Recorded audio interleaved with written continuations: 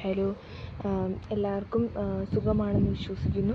ഞാനൊരു serious matter പറയാൻ വേണ്ടിയിട്ടാണ് വന്നത്.